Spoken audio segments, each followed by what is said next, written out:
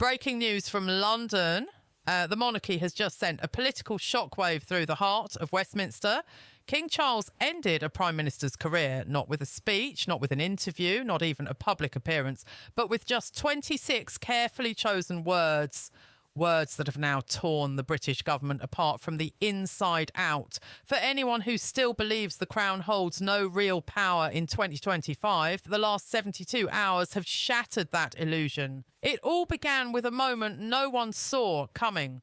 Prime Minister Keir Starmer, visibly frustrated and angry, crossed an invisible line, a line British leaders have respected for generations. He lashed out publicly at King Charles. The exact words are still being debated, but one thing is certain. It was an insult to the Crown itself, and for the first time in modern history, the monarch decided not to stay silent. Behind the stone walls of Buckingham Palace, the response was swift and deliberate. Late Monday night, King Charles summoned an emergency council.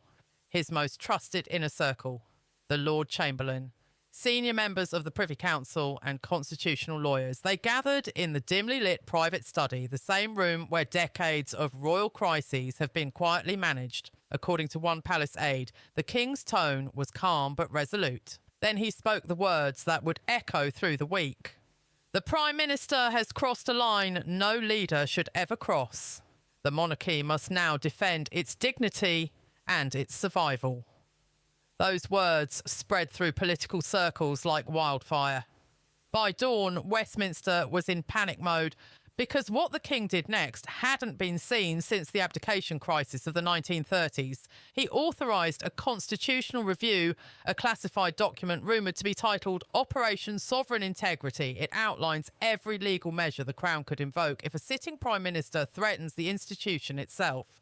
The last time a monarch took such an action, a king gave up his throne. This time, a king was preparing to defend it. Inside Downing Street, panic turned to disbelief. Advisers realised that Starmer had started a fight he couldn't possibly win, but Charles wasn't finished. Not even close.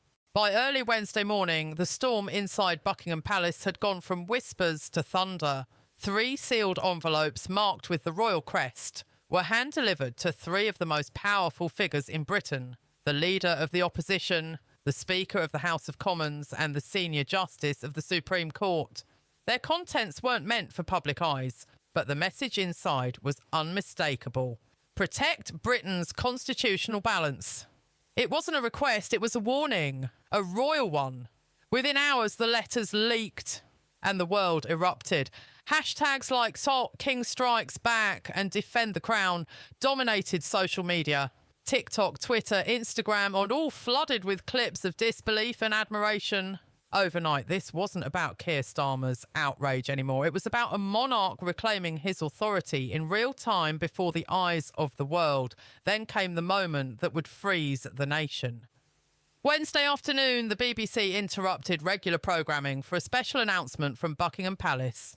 News anchors fell silent. Phones stopped buzzing. Britain held its breath.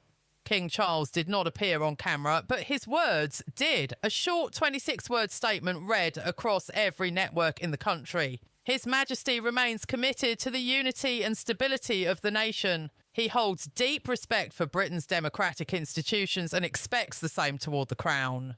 That was it. Just 26 words and the most powerful statement of his reign. The king didn't name Starmer. He didn't need to. The subtext was razor sharp. Disrespect the monarchy and face the consequences. Within minutes, newsrooms across the globe were calling it the most decisive royal intervention in modern British history. Political analysts scrambled to interpret the implications. Constitutional scholars called it unprecedented, and the public, they were electric. Crowds began forming outside Buckingham Palace, waving Union Jacks and holding signs that read, "Stand with the Crown and defend our King."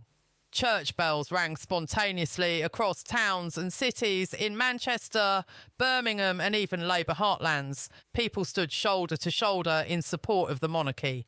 A taxi driver from Manchester summed it up in a viral interview seen by over 5 million viewers. "You can argue about politics all you want, but you don't insult the king. That's not politics. That's betrayal." That one sentence captured the nation's mood. This wasn't a debate anymore. It was a reckoning. The British people weren't choosing sides between parties. They were defending a symbol that's held their nation together for centuries.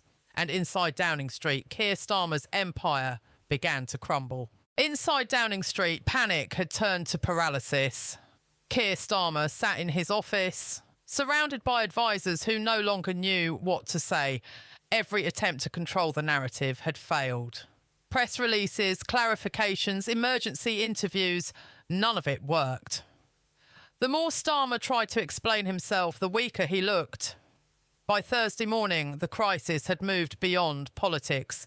It had become personal. The man who had challenged the crown was now fighting for his political life and losing fast. Meanwhile, the opposition saw blood in the water. That evening, Nigel Farage appeared live on national television, calm, composed and deliberate.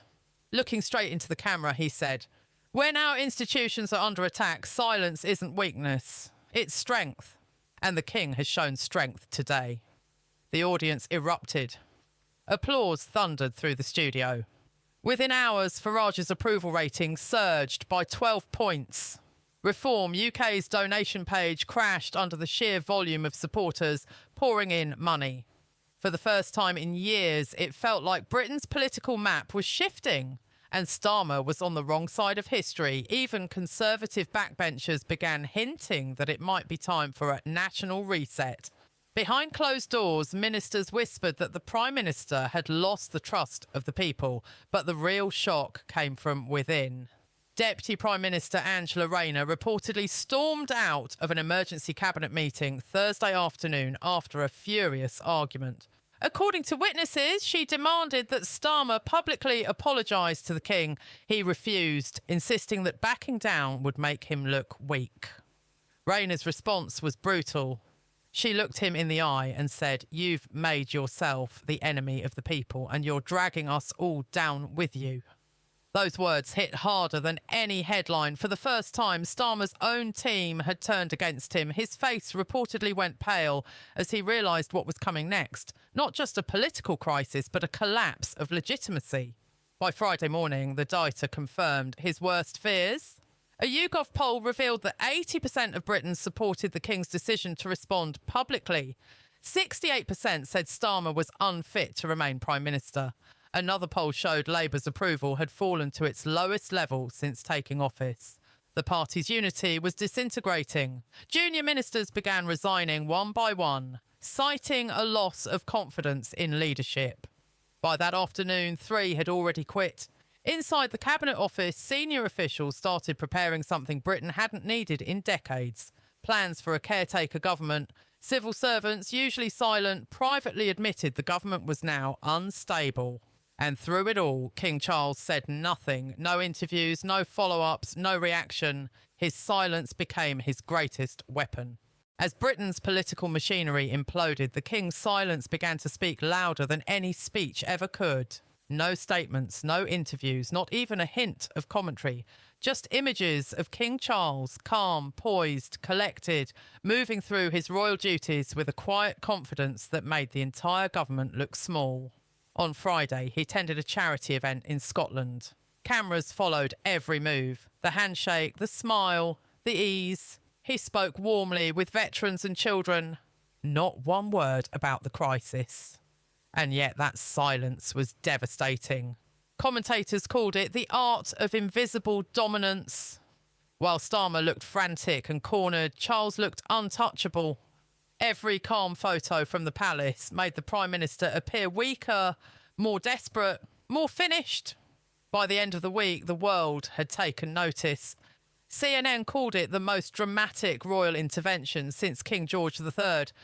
European newspapers splashed headlines across their front pages. The King speaks without speaking. Britain's constitutional earthquake. Even in Canada and Australia, parliaments issued statements reaffirming their respect for the monarchy. Diplomatic words, yes, but everyone knew the subtext. This was a public rebuke of Starmer's government. Within Britain, the shift was cultural, not just political. A generation that had grown up seeing the crown as ceremonial suddenly realised its weight. Memes turned into movements. Street chants echoed, "The crown endures." Long live the king! Meanwhile, Downing Street was disintegrating from within. Cabinet meetings grew shorter, the tone colder. Ministers stopped defending the Prime Minister on television.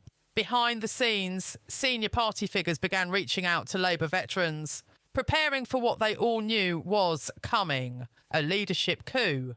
By Saturday, the Labour Party was at war with itself. Angela Rayner, Rachel Reeves and several senior backbenchers reportedly held a late-night strategy session, planning how to remove Starmer before the crisis consumed them all. Leaked messages from that meeting told the story clearly.